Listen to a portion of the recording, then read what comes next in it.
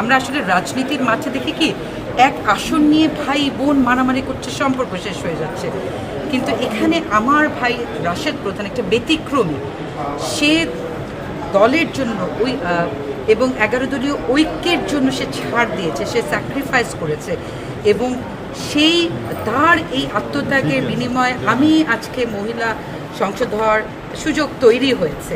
এবং আমি মনে করি এটা একটা বিরল দৃষ্টান্ত, দেশের জন্য, দলের জন্য, ঐক্যের জন্য, বোনের জন্য এত বড় ছাড় দেওয়া। এটা একটা এক্সাম্পল, একজন ভালো ভাই, একজন ভালো রাজনীতিবিদ। এটা আমি মনে করি চ্যারিটি বিগিনস অ্যাট হোম। যে পরিবারের প্রতি, দলের প্রতি, জোটের প্রতি আত্মত্যাগ করতে পারে, তিনি প্রকৃত পলিটিশিয়ান। এটা আমি মনে করি তিনি দেশের জন্য কথা বলবেন। এবং আমি রাশেদ প্রধান, যদিও আমি দলীয় সভানেত্রী, কিন্তু তিনি আমার কাছে একজন আইডল। আপনারা অনেকে প্রশ্ন করেন আমার ছোট ভাই না বড় ভাই।